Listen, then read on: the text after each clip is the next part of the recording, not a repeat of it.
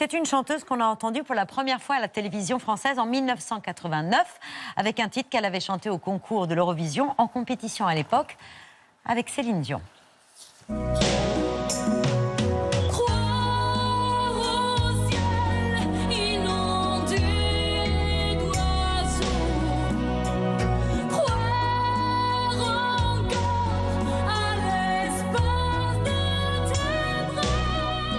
Lara Fabian avait bien raison d'y croire. Elle est devenue depuis l'une des chanteuses les plus populaires de sa génération. Des tubes, 25 millions de disques vendus, des duos épiques avec Johnny Hallyday ou Serge Lama. Et aujourd'hui, un 16e album qui nous rappelle ce qu'on n'avait pas oublié. Je suis là. Même si j'étais pas sûre de moi.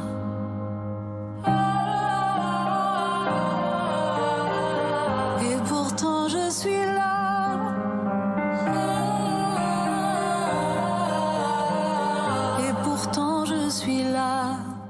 Lara Fabian est là, dans les coulisses de C'est à vous, et je l'invite à nous rejoindre parce que nous aussi, on est là.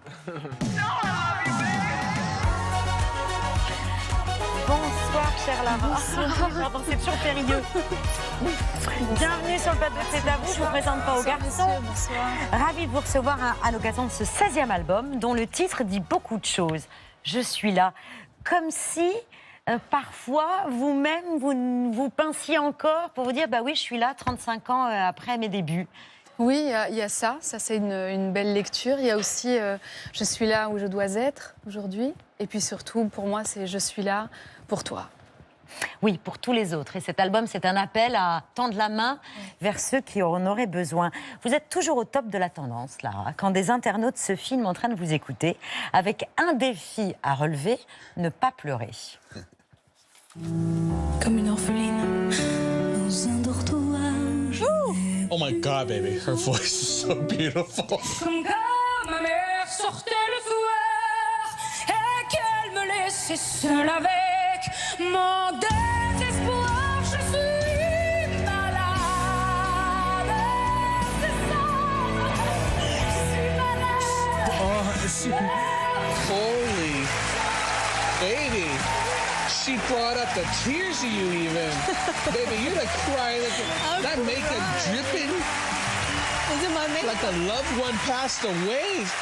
Ces vidéos, elles ont été vues des millions de fois. Et je sais que ça vous touche parce qu'elles disent ce dont vous n'avez pas toujours conscience, de toucher à ce point le public.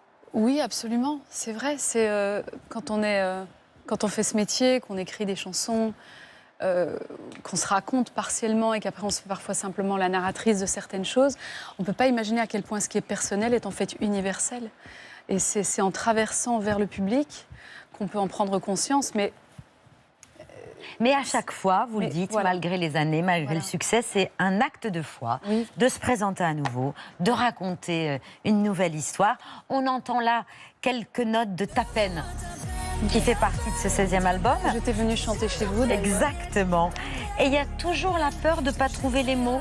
Et vous vous laissez jamais le droit à l'erreur, en quelque sorte. Alors désormais, oui, beaucoup plus. Et le goût de la vie est plus doux. Mais la peur de ne pas trouver les mots, c'était quelques mois avant. Je me demandais si ça pouvait encore contribuer, si ça pouvait faire sens. Et puis finalement, j'ai réuni une équipe extraordinaire sur cet album qui m'a permis de trouver des mots peut-être un peu plus... simples au sens de leur transparence. Je me suis embarrassée peut-être un peu moins de métaphores, d'hyperboles, de second agenda pendant que j'écrivais. J'avais la sensation qu'être un peu plus street talk, smart talk, donc parler directement, ça pouvait être plus juste, surtout pour servir les propos que j'avais envie de servir. Oui, merci de traduire, parce que... Donc parler un peu plus directement, comme on parlerait dans la vie, comme on parle dans la rue, oui. voilà.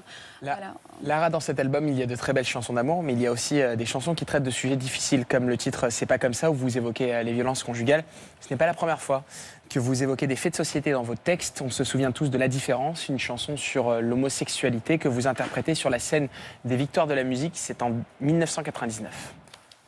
Sans jamais parler, sans jamais crier, elles s'aiment en silence, sans jamais mentir, ni se retourner, elles se font confiance.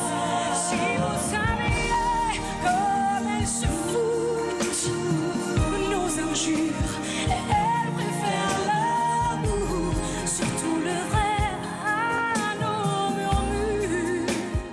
C'était il y a quasiment 25 ans. On ne parle quasiment pas d'homophobie à l'époque dans les médias ou en tout cas sur les scènes de la culture. Sa portée, elle vous a dépassé? Vous l'aviez imaginé, la portée de cette chanson? Non, pas vraiment. Pas vraiment. Je sais que je l'ai écrite parce que ce qui se passait dans ma vie à ce moment-là, en étant entourée dans mon premier cercle par des gens qui vivaient cette violence de plein fouet, pour moi, la portée était immense à ce moment-là. C'est-à-dire voir ses amis vivre ça, être rejetés de leur maison, on leur a enlevé leurs clés, leur hérédité.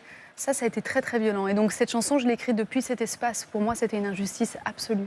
Donc, peut-être que l'intention avec laquelle j'ai formulé cette chanson, puis je suis une femme, c'était très, très rare pour une femme de parler de ce genre de choses.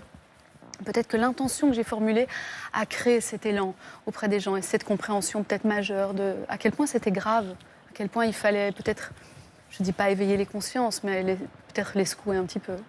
On parle de l'album Pur, qui a cassé la baraque en 97, grande année, c'était la dissolution, une autre, et puis celle de votre album et de ce tube qui était... Qu'est-ce qu'il y a? Pourquoi? Non, c'est toujours la rêve politique. Oui, non, c'est vrai. Pardon, Patrick. Une année de dissolution, il n'y en a pas 50. Mais sinon, ce ne serait pas lui. Oui, c'est vrai. Et de ce tube, évidemment. Je t'aime, comme un loup, comme un roi, comme un homme que je ne suis pas.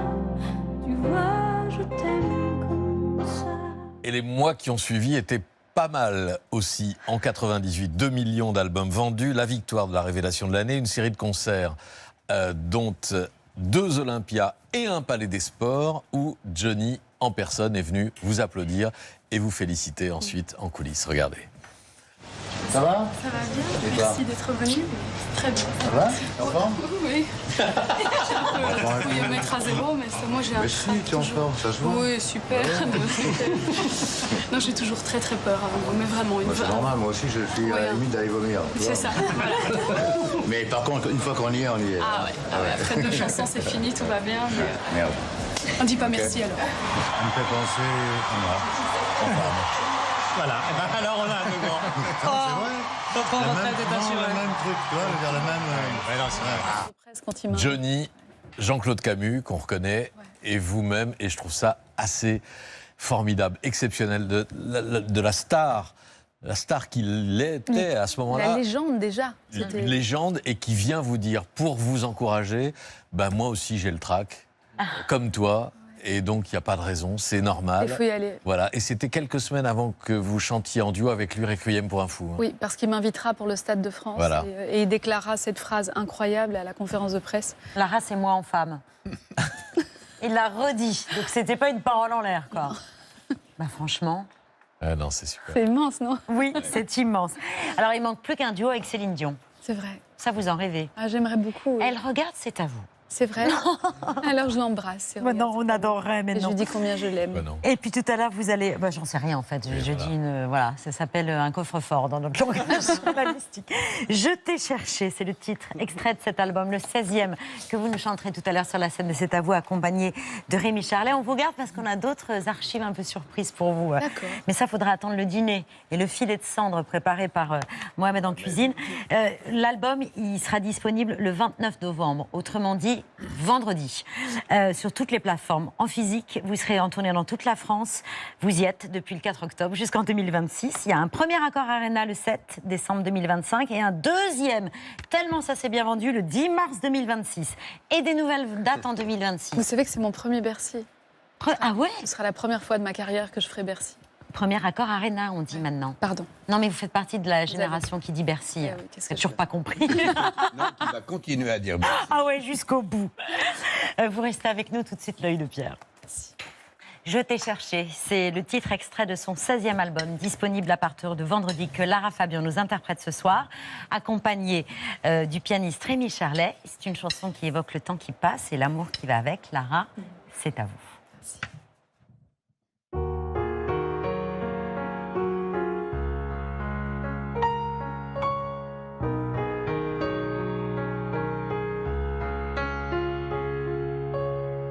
Je me souviens de tout, comme si c'était hier, de tes yeux, de ta bouche et de la vue sur la mer.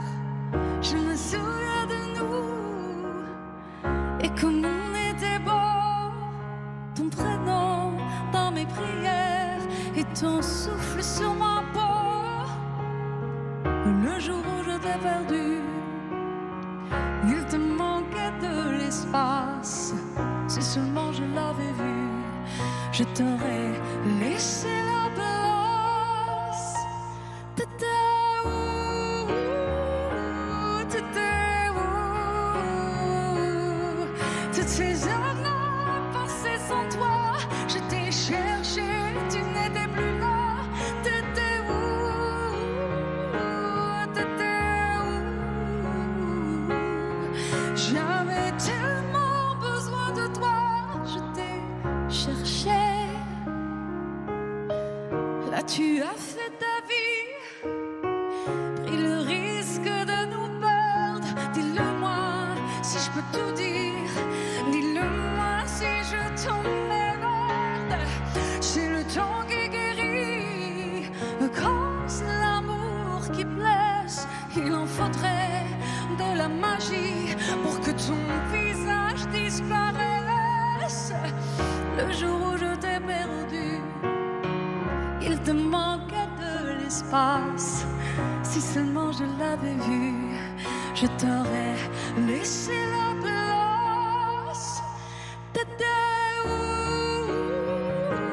T'étais où? Toutes ces heures passées sans toi, je t'ai cherché, tu n'étais plus là. T'étais où? T'étais où? J'avais tellement besoin de toi, je t'ai cherché. Merci. Je t'ai cherché, extrait du 16e album de Lara Fabian qui est en tournée partout en France. Un premier Bercy le 7 décembre 2025, un deuxième le 10 mars 2026 et des nouvelles dates aussi en 2026. Merci, chère Lara. Lara, ce que vous avez vécu en concert sur la scène du Palais des Sports en 1998 aurait pu être une scène d'un film du Splendide. Quand vous avez dû précipitamment vous éclipser en plein spectacle pour un problème technique assez urgent quand même. La salle est pleine, le spectacle se passe bien. Un seul incident plutôt cocasse, mais qui oblige Lara Fabian à sortir quelques instants de scène. Dans la précipitation, elle avait oublié d'agrafer son soutien-gorge. Mais qu'est-ce qui m'arrive? Et tout d'un coup, je regarde et je vois machin et tout. T'es voyant, ça. Et là, j'ai refermé mon manteau parce que j'étais gênée. Si je me penche un peu, ils en prennent une dans la tronche, c'est pas une bonne idée. Non, c'était pas une bonne idée. Votre autodérision est magnifique, vous en souvenez? mignon. Alors c'est incroyable, je m'en souviens en le voyant, mais au moment où vous l'avez dit, j'ai eu un petit blanc, je dis oh là là, de quoi il parle? Et en fait, au moment où ça s'allume, je vois l'image, je fais merde, le soutien-gorge, ils vont parler de mon soutien-gorge. En effet, oui. Eh oui, ben ouais. C'est vrai. Alors là, pardon. Qu'est-ce que vous voyez? Vous voyez un truc? Oh, c'est pas possible. Et voilà. Mais ça m'arrive tous les jours. Comme c'est des habits qu'on nous prête, clac, les étiquettes qui sortent. Eh ben, on n'aura pas besoin de les taguer. Ça sera fait. Les soutiens-gorge est accroché. On se quitte sur de Lara Fabian. J'ai tout gâché à la dernière seconde. De tes yeux, de ta bouche et de la vue